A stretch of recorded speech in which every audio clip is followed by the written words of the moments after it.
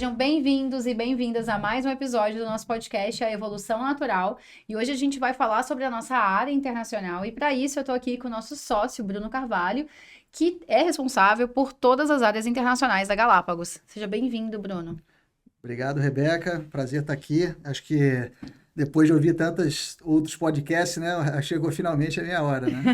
Estou feliz de poder estar aqui e contribuir com essa iniciativa. Legal. Bom, primeiro eu queria que você contasse um pouco da sua trajetória, né? Como que foi também até chegar na Galápagos. Essa trajetória, eu diria que é um pouco longa, né? Vai contar a tua vou tentar idade. sintetizar ela, mas enfim, ano que vem eu estou completando 30 anos de mercado financeiro. Acho que é uma trajetória, enfim, de muitas e muitas experiências ao longo desses anos. Eu passei 14, quase 15 anos no mercado, entrei no mercado financeiro, né? Acho que eu nem conto que é os 2 anos que eu tive de mercado corporativo, porque no final das contas foi uma época muito distante, mas eu entrei no mercado financeiro por acaso, né? Fui convidado por um amigo para uma vaga que tinha surgido no antigo Banco Pactual, na primeira geração lá em 1995 para 96, e entrei totalmente despretensioso, né? Trabalhava numa empresa, na Shell, e falei, cara, vou testar esse negócio. E fui, né? Sem, assim, achava, inclusive, as entrevistas foram super agressivas, assim, um negócio super, naquela época, né, do mercado, era bem competitivo, né? Aquele E entrei jeitinho de mercado financeiro. entrei totalmente, né, despretensioso e acabei contratado, né, e fui trabalhar na mesa do banco, na mesa de operações e na parte mais comercial e nunca, enfim, acreditei que ia ficar tanto tempo no mercado financeiro. Mas eu fiquei lá no Pactual basicamente esses 14 anos, né, na verdade o Pactual, depois o UBS Pactual. E lá dentro do banco eu fiz bastante coisa e trabalhei em muitas áreas diferentes, né? Na área institucional, depois no asset management, depois na parte de renda fixa, distribuição de renda fixa, corretora. Depois a gente foi comprado pelo UBS, participei da implementação da nossa plataforma de vendas de renda fixa e câmbio para a América Latina. Foi a minha primeira experiência quando eu comecei a interagir com os mercados internacionais. E sempre tive muito exposto e muito ligado ao segmento até mais institucional, né? Que era uma coisa que, assim, meus principais clientes ou eram fundos de pensão, ou depois eram grandes seguradoras, ou depois eles foram os bancos, depois as gestoras, né? Os asset managers, os hedge funds, tanto no Brasil quanto fora do Brasil. Eu sempre tive uma experiência muito ligada ao segmento institucional, né? E aí, enfim, com a recompra do BTG, quando o BTG voltou, eu achei que já era uma oportunidade, o tempo que eu já tinha ficado ali, já tinha me tornado sócio do banco, já tinha tido uma experiência bem interessante da do Pactual. Falei, agora é a hora de eu dar uma refrescada na minha carreira. E eu saí. Nesse momento que eu saí, um dos meus principais clientes na época era a Goldman Sachs, e eu escutei, né, trabalhei 14 anos escutando, né, que o Pactual tinha essa identidade de querer ser a Goldman Sachs no Brasil, e eles eram um dos meus maiores clientes, eles me convidaram para ajudar a montar a Goldman aqui no Brasil. Então foi eu diria que uma grande experiência de trabalhar numa instituição global e realmente relevante no mercado financeiro. Passei 3 anos montando o negócio aqui no Brasil, entre São Paulo e Nova York.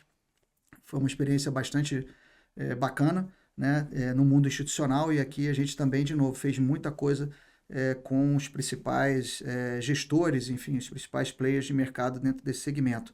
Então eu tive uma proximidade muito grande, foi minha primeira identidade com a mudança que eu vou falar depois de mercado, com, né, o mercado de vendas para o mercado de consumidor, de alocador, né? Então eu tradei, eu fiz investimentos, ajudei muitos dos principais gestores do Brasil, que hoje estão aí super em sucesso a acessar os mercados, não só locais quanto internacionais. Então isso foi muito bom para conhecer como a turma acessava os mercados, e a primeira experiência de poder executar ordens em mercados que eu jamais tinha visto, né? Ásia, Oriente Médio, Não era uma coisa Estados Unidos. trivial, né? Não era. E assim, eu tive até para alguns gestores, eu acordava de madrugada para botar ordem de China, né? Fazer coisas que ele queria estar operando a taxa de juros no Japão, né? Então eu tive essa experiência e foi muito boa e muito enriquecedora também para aprender como os gestores faziam, né? E aí, enfim, eu acabei, depois de 3 anos, um dos meus ex-sócios do lado Pactual me chamou para empreender, montar. Foi minha primeira experiência dentro do empreendedorismo, né, de fato. né, quando me chamaram para montar um grupo do zero, que foi o Grupo Plural. E lá eu fui responsável pelo asset management, montagem de todos os fundos, montagem de toda a plataforma de distribuição, idealização de todos os veículos de investimento. Foi uma época muito bacana e de muito crescimento, né? E nesse momento me surgiu o que vai ser, eu diria que a grande conexão com o que eu estou fazendo aqui hoje, né? Porque foi justamente me deram o mandato, né, de tocar a área de wealth management da empresa, né? Eles tinham comprado a Geração Futuro e, enfim, tinha alguém que tinha que tocar o dinheiro dos sócios e viraram para mim e falaram assim, você quer tocar um business que você nunca fez antes? Eu falei, tá ótimo, eu sempre Desafio, adorei, né? sempre gostei de desafios como esse, eu nunca tinha feito na minha carreira inteira, né? Então eu falei, ok, eu faço desde que eu tenha cartas brancas para desenvolver o que eu acho que dá para fazer. E a primeira coisa que eu resolvi fazer nesse movimento foi criar uma gestora de patrimônio de um banco, fora de um banco, né?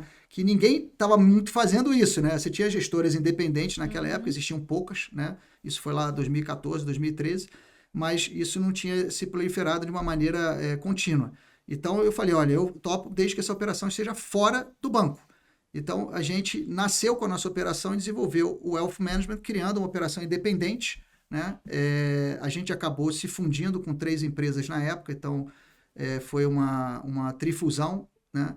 E nascemos com bastante dinheiro no Brasil para uma empresa independente. Foi aí que eu comecei a desenvolver todo um trabalho nesse mundo independente de gestão de patrimônio aqui no Brasil. E aí eu faço essa conotação com o que eu falei lá atrás, porque eu fui responsável como CIO da empresa de fazer todo o processo de alocação de investimentos, tudo isso, que eu usei muito da minha experiência do passado dos mercados locais e internacionais para começar a ter uma experiência nesse segmento muito voltada com a independência, de fazer uma gestão realmente, né, voltada para fora, para o cliente, né? Voltada para o cliente, etc. Bom, essa operação ela cresceu bastante, né, até que chegou 2016.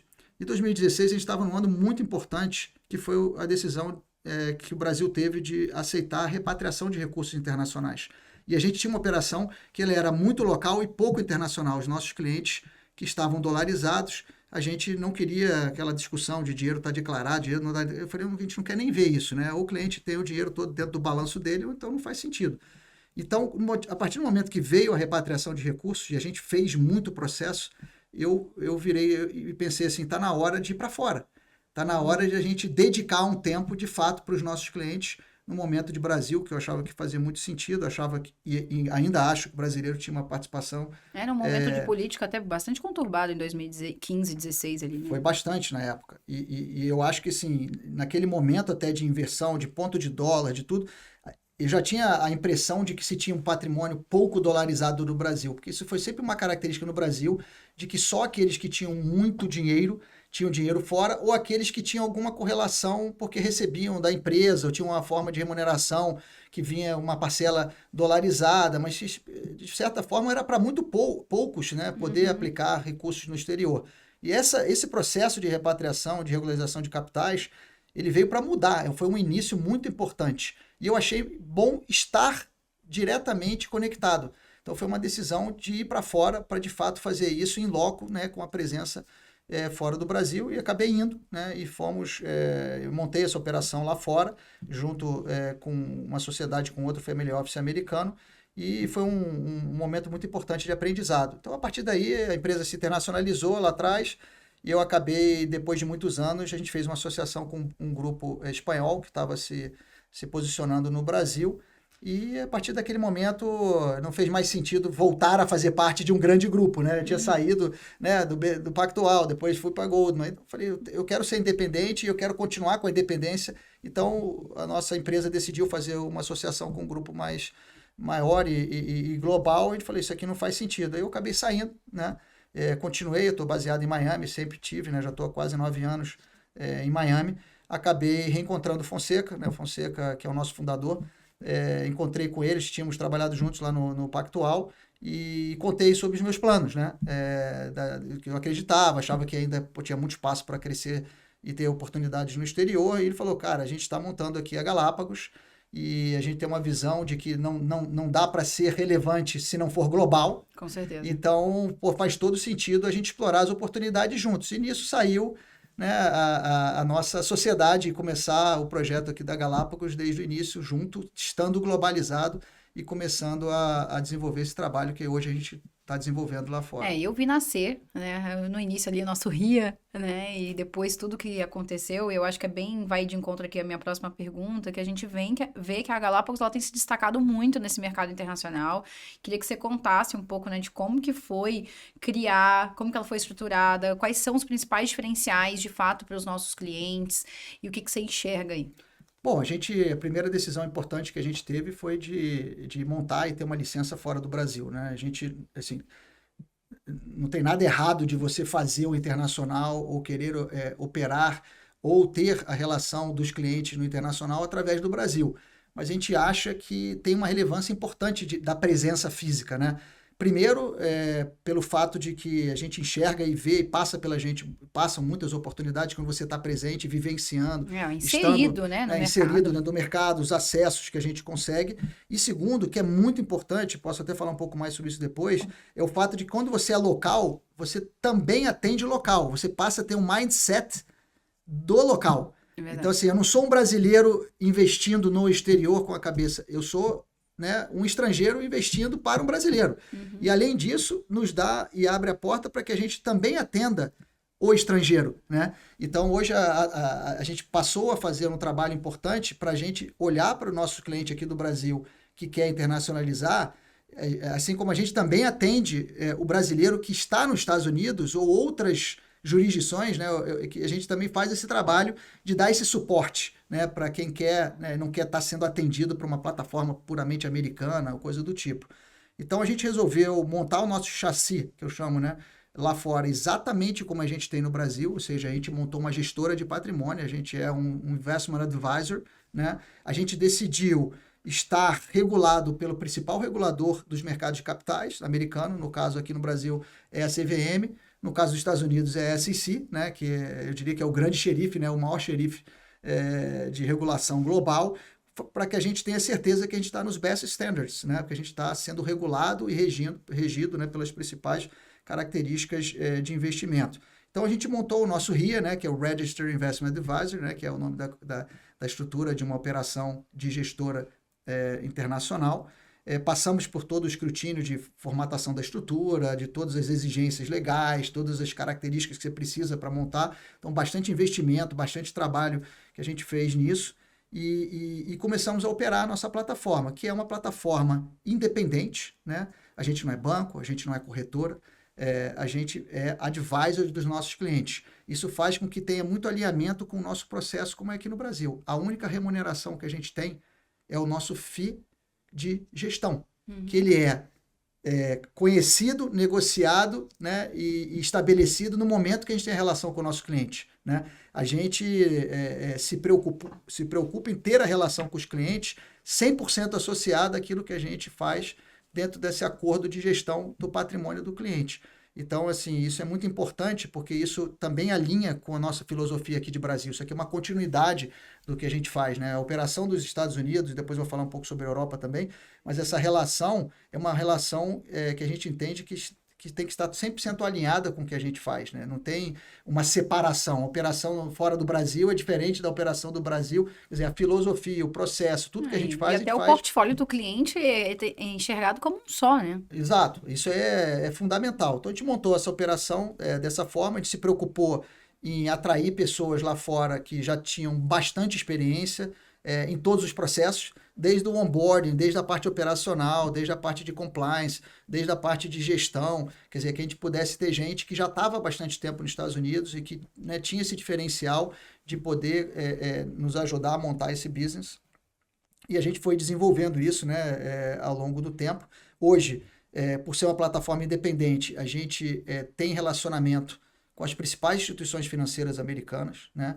Então, isso é uma coisa muito legal também, porque a gente dá acesso, por estar baseado nos Estados Unidos e ser reconhecido como player doméstico, a gente tem acesso aos principais players locais, né? E alguns deles, inclusive, nem tem relação, a plataforma nem é oferecida para brasileiros, né? Então, a gente acredita muito isso num diferencial nosso, de poder bater na porta e estar trabalhando com instituições financeiras das melhores ou das maiores do mundo, no que diz respeito a tudo que a gente acredita que eles podem oferecer para os nossos clientes, né? Não é simplesmente um acesso, uma custódia, mas é o que ele pode oferecer tanto na parte para a gente, para poder gerir o portfólio de uma maneira conservadora e segura, mas as outras coisas que vêm adversas às necessidades do cliente ou da família, né? Até bancárias, a parte de bank, a parte de cartão, a parte de financiamento, tem um monte de coisa em volta dessa relação que é super importante, até porque a gente percebe essa internacionalização como um movimento que vai muito além só da parte de investimentos. Então, nos Estados Unidos, a gente está estabelecido como um RIA, né? Que é essa operação independente, e recentemente, né, coisa de um pouco mais de um ano atrás, a gente, né, com o movimento que a gente teve aqui no Brasil com a vinda da Thaler, a gente acabou também assumindo a operação na Suíça, né? Então a gente tem um RIA equivalente em Genebra, na Suíça, onde a gente faz exatamente a mesma coisa para aqueles clientes que querem ter uma experiência internacional na Europa, né? Então, muitas vezes você não quer estar nos Estados Unidos, existe uma percepção... Você quer estar nos dois também. Exato, quer estar nos dois, ou assim, você quer ter uma experiência num banco que não é um banco americano, então a gente tem essas duas opcionalidades, né? O cliente que quer estar mais para o lado da Europa, a gente acaba abrindo essa relação na Suíça, né? Com os bancos que não só são bancos suíços ou europeus. Então, também dá essa amplitude, né? Você vê, é uma capacidade de escolher também, dentro da plataforma europeia, quais são os principais players que a gente pode oferecer de acesso. E com isso, mais uma vez, está navegando dentro desses mundos com todas as especificidades que cada uma dessas instituições podem dar de melhor para os nossos clientes. A gente aqui é muito boutique, eu diria, né? Porque cada cliente, cada família tem uma necessidade diferente. Não dá para você botar numa fila e dizer está todo mundo igual. Até porque os valores, os patrimônios são diferentes, né? A gente atende aqui clientes que vão desde $250 mil, que é o nosso mínimo, até dezenas de milhões, né? Então, no final das contas, você tem que estar preparado a atender todos esses clientes, né? E muitos desses clientes, eles são clientes do Brasil também. Então, uma continuidade. Então, você não pode criar preconceitos ou dar relações de acesso que também dificulta. Lógico que o serviço ele vai se sofisticando em cada um desses lugares e a gente utiliza muito as plataformas bancárias para, inclusive, ajudar a gente a desenvolver esses trabalhos que eu chamo de adicionais ou um pouco mais sofisticados, na medida que a gente vai tendo essa demanda e ela vai acontecendo ao longo do tempo. Então, os Estados Unidos e a Suíça hoje são dois hubs muito importantes globais no que diz respeito ao wealth management e gestão patrimonial, e a gente acredita que a gente está trabalhando com as melhores instituições dentro dessas duas plataformas. Bom, falando um pouquinho de cenário, né, que é um pouco da construção desse portfólio, você falou que é super personalizado, mas quando a gente olha para o cenário, né, a gente vê bastante volatilidade, tem muita coisa acontecendo, né, ano que vem a gente tem aí um Trump, quem sabe 2.0, como que você está vendo essas classes de ativos lá fora, dentro dos portfólios, e como que a gente até faz essa estrutura de gestão de carteira? Explica um pouquinho mais no detalhe nesse sentido. Bom, a gente é uma plataforma aberta, né? Então a gente está sempre muito atento às diversas classes de ativos, né?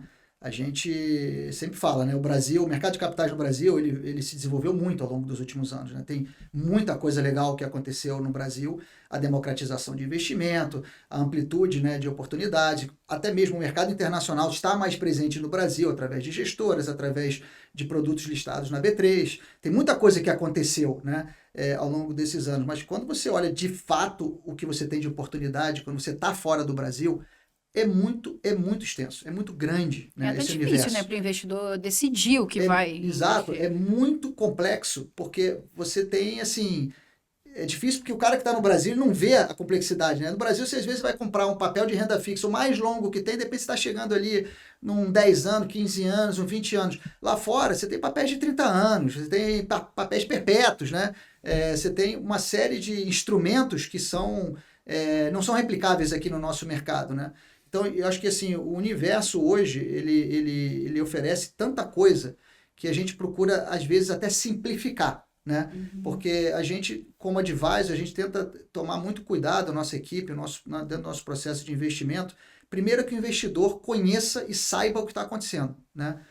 O nosso modelo de gestão, né, formatado aqui pela equipe de gestão e equipe de risco e o comitê de investimento da Galápagos internacional, ele é muito baseado em risco, né? A nossa preocupação inicial é que o cliente saiba exatamente que risco que ele está correndo. uma coisa que eu vejo muito em muitas carteiras que às vezes estão em bancos, é que o cliente mandou o dinheiro para fora e ele foi alocado numa condição que muitas vezes ele não sabe o risco que ele estava, porque ele estava olhando muito para retorno, né? E a gente tem a preocupação inversa. A gente sabe que esse parcela do patrimônio do cliente é que ele menos vê, que ele menos se preocupa, é que ele saiba exatamente que risco ele está correndo. Primeiro porque o mercado, como você falou, tem mais volatilidade, os mercados são mais ariscos, né? A renda fixa nos Estados Unidos ou na Europa tem volatilidade, né? Muitas vezes você pode ter riscos até próximos de risco de renda variável. Então, é muito importante que o cliente conheça esse risco para que a gente possa entender e aí sim montar esse portfólio. E aí os portfólios, eles são divididos baseados justamente nesse risco, que tipo de retorno que você vai ter. E sim, na medida que você tem mais risco, potencial de mais retornos, você também vai tendo uma diversificação dessa cesta muito maior, né? Quanto maior você cresce o risco e maior você cresce essa opcionalidade de retorno, o portfólio ele vai enchendo de outras oportunidades de investimento. Mas a gente hoje utiliza, né, dentro do que é aprovado pelo nosso comitê, a gente utiliza tanto a parte de títulos de renda fixa, né, que podem ser tanto corporativos quanto soberanos, né, bonds, títulos do governo, que podem ser americanos, europeus, etc. A gente, empresas grau de investimento, não grau de investimento, que a gente chama de high yield ou high grade, né? A gente gosta muito desses instrumentos. A gente pode aplicar e gosta de utilizar os ETFs, né, que são os fundos listados, que hoje em dia é um mercado gigantesco. E é um mercado ETF que mais tudo, tem, né? abrangência. Se você pega assim, o Ibovespa, você vai aplicar no Ibovespa, que já é um índice limitado aqui no Brasil, você tem a opção do Ibovespa. Lá você tem o equivalente, que é o S&P, né? Você sabe que em número de empresas, quantas empresas existem na Bolsa listada nos Estados Unidos versus quantas empresas existem no Ibovespa. É assustador. É 10 vezes mais, né? Quase 6 mil para quase 500 empresas. Então, lá fora, você pega o S&P e você fala, eu não quero correr o risco do S&P puro, né? Eu quero só o que é healthcare, por exemplo, que é saúde. Eu quero só o que é tecnologia. Eu quero só o que é industriais. Você pode pegar o S&P, fatiar e escolher o seu view. Onde é que eu quero apostar mais? Onde é que eu quero apostar menos? Então, isso é muito legal pela essa complexidade que eu falei. Então, você tem muito mais amplitude. Então, a gente gosta muito dos ETFs. Os ETFs, eles têm tamanho. São muitas gestoras, os tamanhos que você tem dos instrumentos são muito relevantes, bilhões e bilhões. Então, isso dá uma segurança, o valor transacional e principalmente os custos, né? Quando a gente fala de investimento e as carteiras, os modelos como a gente constrói para os clientes, a gente tenta simplificar muito o que é negociável, né? O que é fácil do cliente entender e fácil de você operacionalizar dentro das carteiras e que a gente conheça e tenha profundidade. E a gente olha muito para custo de implementação, porque você entrar e sair de posições sempre tem custo. Então, é muito importante você ter essa transparência e entender quanto custa, né? A gente não ganha nada com isso, né? A gente não é corretora, a gente não é banco. Então, a gente olha para a forma de implementação do portfólio e fala assim, como é que eu consigo dar aquele view em juros da maneira mais barata possível? Então, a gente vai estudar primeiro, vai estudar como implementar, vai estudar o impacto, eventualmente, fiscal para o cliente e depois a gente escolhe qual é o instrumento e executa, né? Então, a gente usa bonds, usa ETFs, a gente usa ações, índice de ações. A gente, às vezes, compra commodities, quando é alguma coisa muito tática, específica, o que pode ser uma proteção. E aí vem a parte de fundos, né? Quando a gente olha para fundos, como a gente é muito crítico com essa questão dos expenses, né? E dessa transparência, etc., a gente procura ser muito, eu diria que pontual. Fundo, para a gente, tem que fazer algo ou acessar determinados mercados que a gente tem menos profundidade. Então, a gente olha para tanto no segmento que eu chamaria mais plain vanilla, né, fundos mútuos, ou no segmento mais alternativo, a gente procura bem o especialista. Aquele player que realmente vai extrair valor por um jogo que a gente não tem como jogar. Né? Por exemplo, a gente aloca em hedge funds ou classes de ativo que o cara está operando a Turquia, está operando a Nova Zelândia, a Hungria, ou está fazendo algo na Ásia. Nisso, você não tem como acompanhar tudo. Impossível, né? A gente não tem capacidade nem profundidade, a gente concentra muito os nossos investimentos até nos Estados Unidos, porque é o maior mercado global, o mercado mais líquido, o dólar é a moeda mais forte, então isso é uma coisa que acaba facilitando o nosso processo, mas isso não faz com que a gente deixe de olhar outras regiões, né? Então você pode, através de gestores, estar com uma exposição em Ásia, você pode estar com uma exposição em Europa, e aí a gente vai buscar o especialista. Quem é o cara bom em ações? Quem é o cara bom em long and short, quem é o cara bom em tecnologia. E aí, com isso, a gente vai identificando e alocando. E um segmento que a gente acredita bastante, que vem se desenvolvendo, e é um trabalho que a gente vem fazendo continuamente, e eu acho que estar presente, né, tanto nos Estados Unidos quanto na Suíça, ajuda muito, é o segmento alternativo, né? Que todo mundo fala do alternativo, para o mundo internacional, é uma parcela muito significativa quando você olha para uma família tradicional, né, dentro do ambiente lá de fora, a parcela alternativa ela vem crescendo muito, né? Inclusive a democratização do alternativo vem acontecendo muito. E o que está dentro do alternativo? Estamos falando de venture capital, estamos falando de private equity, estamos falando de direct lending, estamos falando de real estate. Essas são as principais classes. Talvez até tenha o digital assets ali no meio, né? Mas assim, as principais são essas. E a gente acredita que estar presente lá fora nos dá muito acesso e uma capacidade de ver muita gente boa e poder conversar sobre esses temas de uma maneira bem diferenciada. Então, eu acho que cada vez mais a gente vai ver no portfólio dos nossos clientes, combinando com essas classes que eu comentei, né, a gente poder diversificar. Porque o nosso papel principal, dentro do efeito da internacionalização, é a diversificação de fato, né, a descorrelação. Sim. Porque, assim, só separando o brasileiro que tem conta fora, eu sempre falo que o Brasil sai do brasileiro, mas o brasileiro não sai do Brasil, né? Porque a gente pega muita carteira que está em banco brasileiro, né, como custódia, e dentro da carteira do banco o cara está aplicado quase 100% em títulos de empresa brasileira. É natural, você tem um conforto, você sabe que é o Itaú, você sabe que é a Natura, você sabe que é a Suzano. Pô, meio que uma inércia, né, que a pessoa tem do conforto. Mas se você quer diversificar de fato, não é só porque está em dólar, mas pô, olha a quantidade de empresas, você pode trocar, em vez de estar no Itaú, você está no JP Morgan, vai pagar um pouco menos. Mas você está diversificando, você está trocando o seu risco. E a turma tem muito risco aqui em Brasil. Então, quando a gente está lá fora, a gente não tem preconceito de Brasil, pelo contrário, mas a gente procura alocar em ativos internacionais. Diversificar de fato, né? De fato. E descorrelacionar. Sim. Né? Porque o resto do mundo impacta em Brasil, né? Mas o Brasil não impacta o resto do mundo.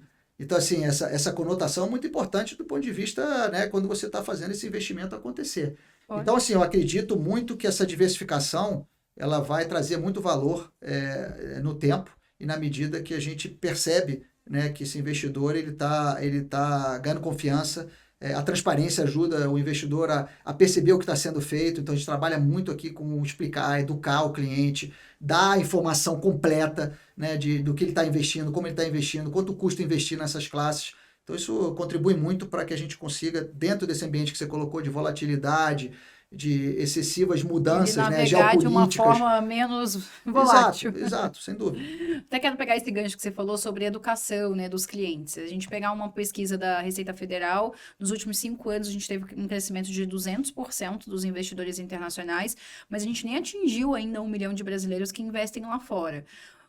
Acredito que um dos motivos, obviamente, é a educação, mas por que você acha que a gente ainda, sabendo como que é aqui dentro de casa, que a gente tem uma política, né, que tá sempre, não importa que governo que seja, tá sempre ali jogando mais contra do que a favor, por que a gente ainda não olha para diversificar lá fora?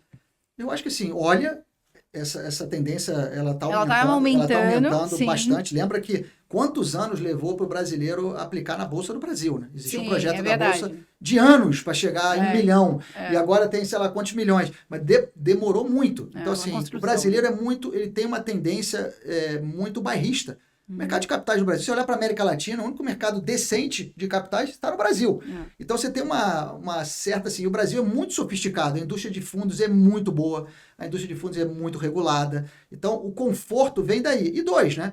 Querendo você ter ciclo de baixas e altas, etc., né? O juro no Brasil é muito confortável. Né? A inflação o Brasil é um país rentista, não faz sentido, né? Correr risco lá fora. Só que parece não fazer sentido, mas eu sempre brinco, o juro é alto porque tem algo errado. Né? Então, você esquece dessa variável. É verdade. E as pessoas estão se conscientizando que cada vez mais a vida delas é dolarizada. Né? Você tem uma dependência do dólar, mesmo que você ache que você não tem. O que você come é dolarizado, o que você usa no seu pé é dolarizado, a roupa que você veste ela está dolarizada. Seu celular, seu computador. Celular, tudo. Então, assim, de certa forma, cada vez mais as pessoas percebem. Isso as pessoas normais, eu digo a classe média ou a classe... Se você vai para a família mais sofisticada ainda, o filho está estudando fora, você tem um imóvel no exterior, você tem algum tipo, você viaja todo ano inúmeras vezes. Essa dolarização ela vai sendo consumida. Até hoje eu estava olhando isso, tem um estudo da FGV que mostra que, sem o brasileiro perceber, né, existe uma correlação em que esse consumo, né, que você tem, você deveria ter equivalente dele investido na ordem de 16%. Ou seja, se você tiver 16% investido em dólares, você está equacionando o seu consumo e balanceando do que ele é, né? Ou seja, então essa vira uma referência mínima. Quanto eu deveria ter no exterior? No mínimo 16%. Você está equalizando o que é a sua vida, o teu consumo. Aí você vê, pô, se você tem uma expectativa de ter mais participação, de mais interferência na sua vida internacional, você vai crescendo, né? Aqui na Galápagos, por exemplo, no nosso Family Office no Brasil, né, hoje, 30% dos clientes que a gente tem, pelo menos 30% está no exterior.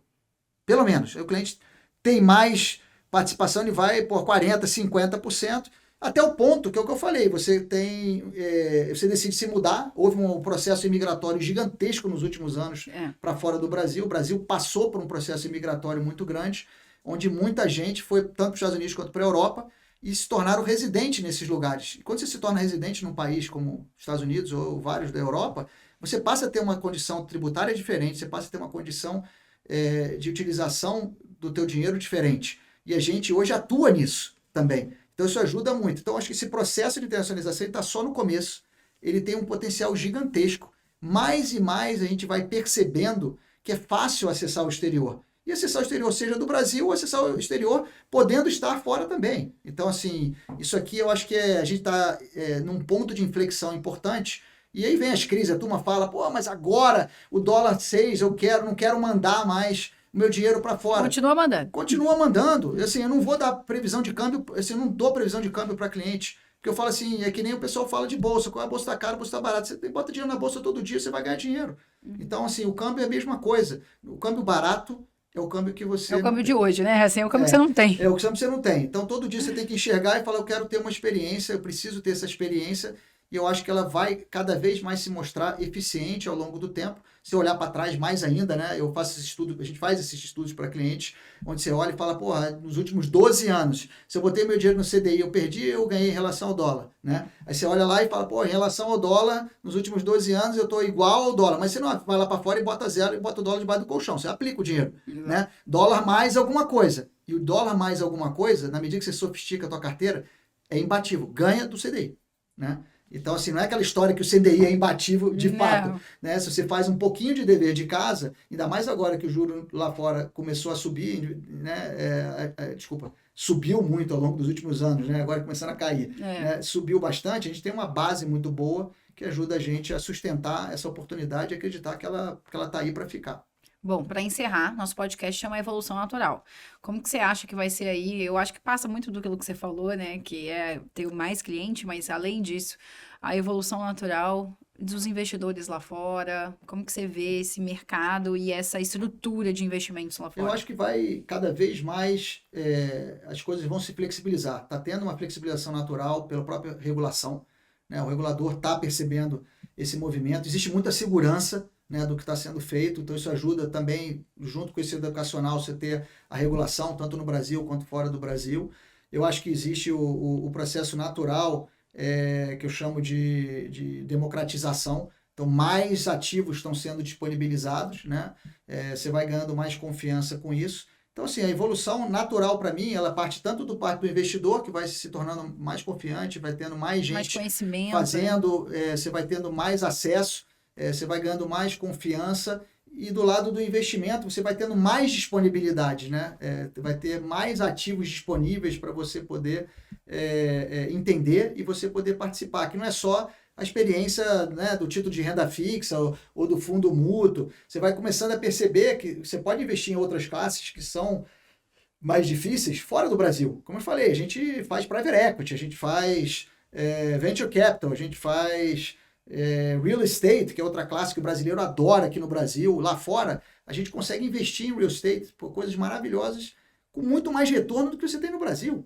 Então, assim, isso tudo eu acho que aos poucos a evolução vai ser essa percepção de que não tem esse tabu. Fazer isto fora é muito fácil e vai ser cada vez mais incentivado. Então, a gente é muito otimista, por isso que a gente tem a nossa operação e por isso que a gente está presente nessas 2 jurisdições para poder justamente estar servindo, estando próximo numa relação cada vez mais atendendo e voltada para os nossos clientes. Legal. Bom, obrigada, Bruno. Foi uma aula aqui. Acho que as pessoas vão entender bem como funciona, não só a nossa área em si, mas como que funciona realmente para investir lá fora, né? Por que tem que investir de fato? Obrigada. Obrigado a vocês. Eu acho que, como eu disse, aqui é o começo, é uma evolução e a gente tem muita coisa para falar e eu acredito que a gente vai poder, enfim, desenvolver isso ao longo do tempo. Acredito que 2025 vai ser um grande ano para você. Sem dúvida. Né? Sem dúvida. Vamos falar bastante de internacional aqui em 2025. Obrigado. Obrigada. A todos. Obrigada a você que nos assistiu até aqui. A gente se vê no YouTube ou no Spotify no próximo podcast. Até lá!